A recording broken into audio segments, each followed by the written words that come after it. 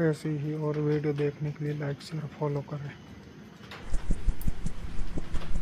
जैसे ही विद्युत की नजर घाटी में पहाड़ों से गिरते पानी के 7 झरनों के बीच बने प्लेटफॉर्म पर पड़ी, तो विद्युत अपनी हैरानी भरी आंखों से उस जगह को देखने लगा। इतना ही नहीं, पूरे कोहरे की घाटी में एक वही जगह थी जहां जहरीली शक्तियों का नामो निशान तक नहीं था। आसपास मौजूद शुद्ध शक्तियों ने उस इलाके को शक्तियों से भर दिया था।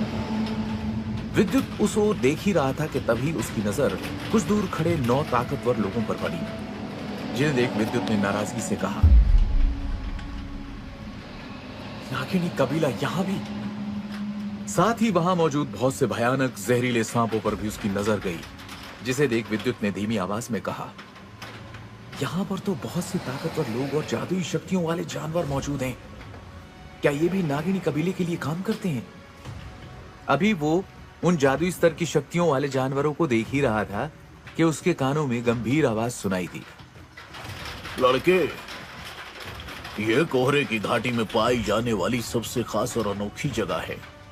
हालांकि नागिनी कबीला इतना ताकतवर नहीं है कि वो सभी ताकतवर दलों को रोक सके, लेकिन अगर कोई इस दिव्य आकाश गंगा जल मूल तत्व शक्ति को हासिल करने के इरादे रखता है, तो नागिनी कबीला उसे अपना जानी दुश्मन समझ लेता है।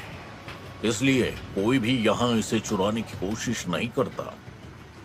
ऐसा कहते हुए वैद्य नजूमी के चेहरे पर परेशानी इस बात की नहीं थी कि उस गंगा जल मूल तत्व शक्ति को हासिल करना मुश्किल है, बल्कि उसके मन में तो यह सवाल था कि अगर दवा बनाते वक्त उन पर नागिनी कबीले ने बदले के इरादे से हमला कर दिया तो क्या होगा। नागिनी कबीला वहां बहुत से ताकतवर लोगों के साथ मौजूद था। साथ ही वहां पर कबीले के सबसे ताकतवर बुजुर्ग भी मौजूद थे, जिनमें से एक ने विद्युत को नाग शक्ति कवच में फंसा दिया था। इसलिए विद्युत को डर था कि अगर इस बार उन्होंने मिलकर नाग शक्ति कवच तैयार किया तो ब्रह्मचक्र के हमले से भी वो उस कवच को नहीं तोड़ पाएगा। उसके चेहरे पर दिखती परेशानी को समझ नजूमी ने कहा, तुम्हें इतना परेशान होने की जरूरत नहीं है।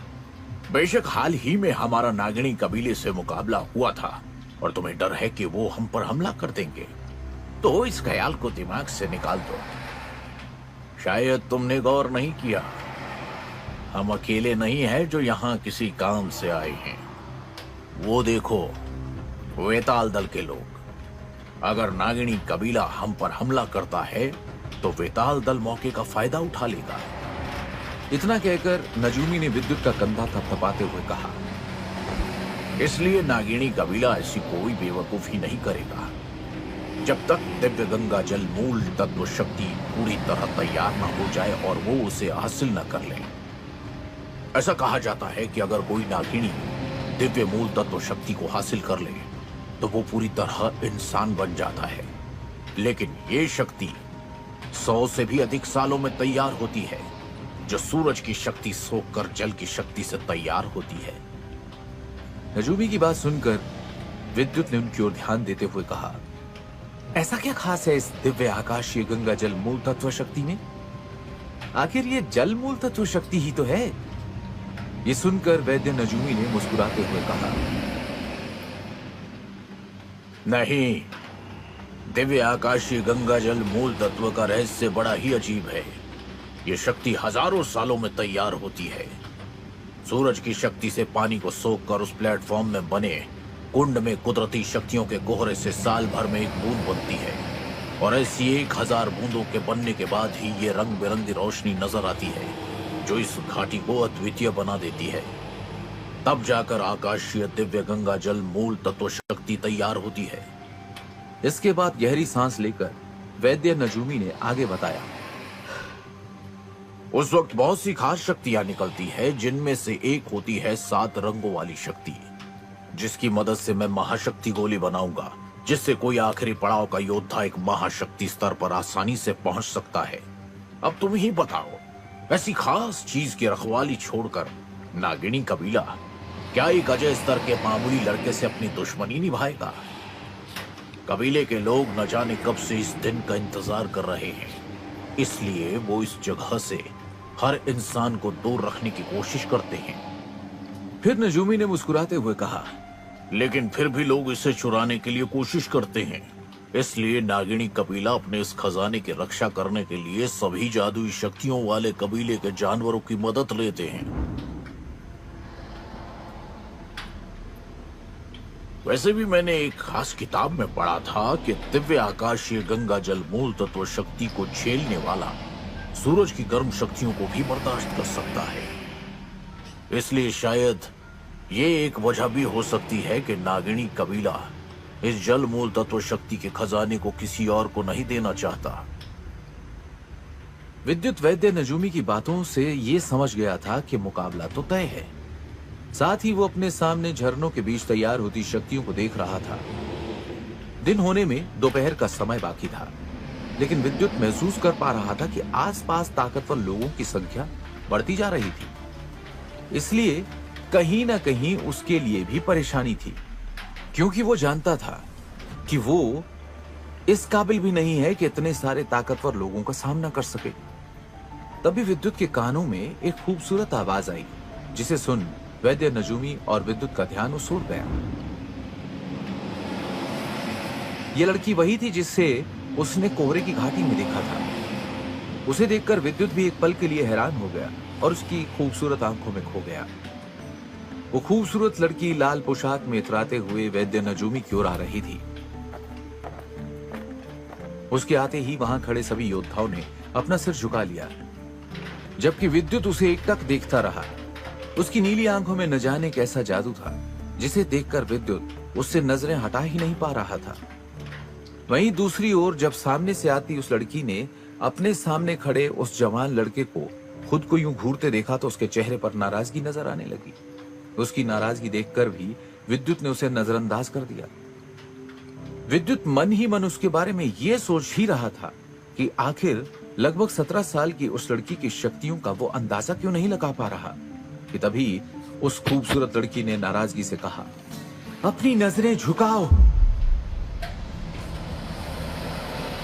ऐसा कहते हुए उस लड़की के चेहरे की नाराजगी और भी ज्यादा बढ़ गई और उसके माथे पर लकीरों के साथ उसकी भौहें तन गई। विद्युत को अपनी बात नजरअंदाज करते देख उस लाल ड्रेस वाली खूबसूरत लड़की ने नाराजगी से कहा, मुझे नजरअंदाज करने की हिम्मत की?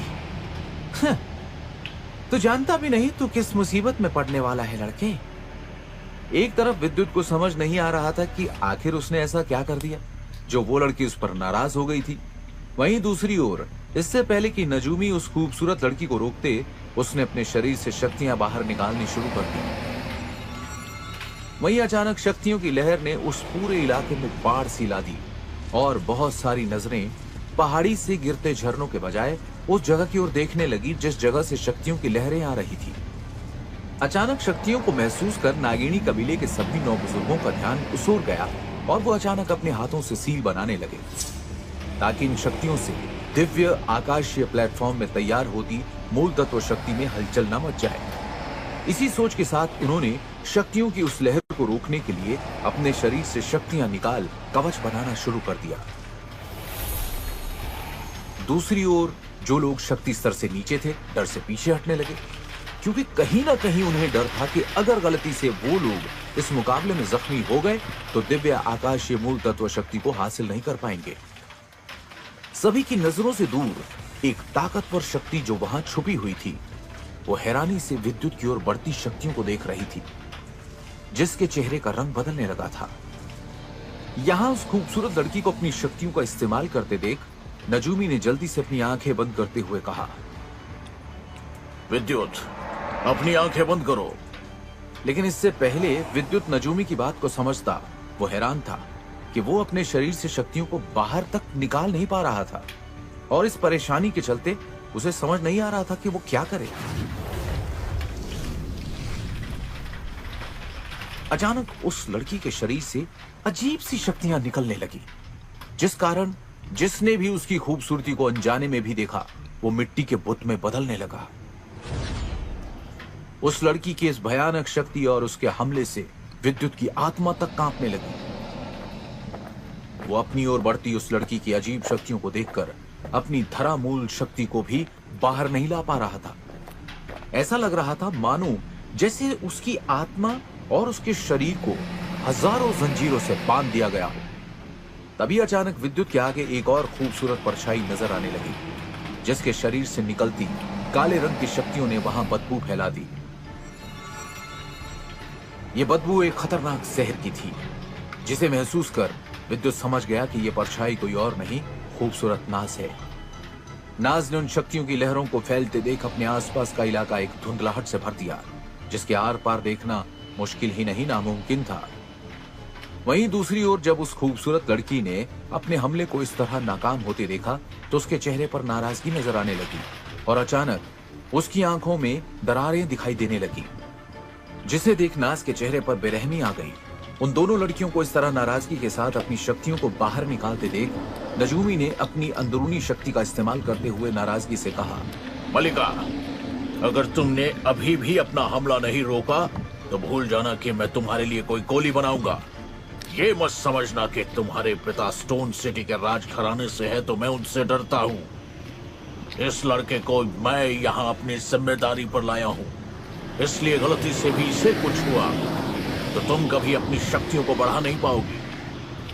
ऐसा कहते हुए नजूमी की आंखें बंद थी, उनका चेहरा गुस्से से लाल और माथे पर भौहें तनी हुई थी। वहीं दूसरी ओर जैसे ही उस खूबसूरत लड़की मलिका ने वैद्य नजूमी को इतना नाराज होते हुए देखा तो उसने अपनी शक्तियों को वापस लेकर चेहरे पर बनावटी मुस्कुराहट के साथ कहा, माफ करना नजूमी जी। और ऐसा कहते हुए उसने अपने सामने खुद से भी ज्यादा खूबसूरत लड़की नाज को जलन भरी नजरों से देखा और मुड़कर वापस जाने लगी। जाते जाते उसने नजूमी से कहा, नजूमी जी, इस लड़के को बता दीजिए कि मैं कौन हूं और ये मेरे सामने नजरें झुका कर रखी। ऐसा कहते हुए मलिका बिना मुड़े वापस अपने खास और बड़े तंबू में चली गई। वहीं दूसरी ओर नाज ने गुस्से से उस लड़की को एक नजर देखा और अपनी शक्तियों को वापस लेते हुए कहा, विद्युत, तुम ठीक तो हो ना? ऐसा कहते हुए नाज के चेहरे पर नाराजगी थी और उसकी आंखों का रंग काला पड़ गया। असल में नाज अपनी सील को मजबूत कर ही रही थी कि तभी उसे एक ताकतवर शक्ति महसूस हुई और जब नाज उस शक्ति को महसूस करते हुए बाहर आई तो उसे पता चला कि वो हमला विद्युत की ओर किया जा रहा था और उस हमले के कारण वो अपनी शक्ति तक नहीं निकाल पा रहा था, इसलिए वो फौरन वहां पहुंच गई थी। वहीं नाज की बात सुनकर विद्युत ने हामी में सिर हिलाया और उसका शुक्रिया अदा करते हुए कहा, मैं ठीक हूं नाज, तुम्हारा शुक्रिया, तुमने आज मेरी जान बचा ली। ये लड़की तो सच में पागल है और इसकी शक्तियां तो बहुत ज्यादा खतरनाक है। वहीं विद्युत की बात सुनकर नाज ने शातिर तरीके से मुस्कुराते हुए कहा, खैर छोड़ो, तुम हमेशा मुसीबत में पड़ते रहते हो, ये एहसान रहा तुम पर मेरा। और वो लड़की इतनी भी ताकतवर नहीं है, उसकी आंखें बहुत रहस्यमयी है, लेकिन उसका मेरी शक्तियों पर कोई असर नहीं होगा क्योंकि वो शक्ति स्तर के पड़ाव से एक कदम पीछे है। अगर वो शक्ति स्तर पर होती तो शायद मुझे थोड़ी मेहनत करनी पड़ती। ऐसा कहकर नाज बिना रुके जाते हुए बोली, अगर कोई और काम नहीं है तो मैं अपनी ट्रेनिंग करने जा रही हूं, और हाँ, तुम उस लड़की से दूर रहना वरना तुम मुसीबत में पड़ सकते हो। ये बोल वो भी धीमे कदमों के साथ अपने तंबू में चली गई।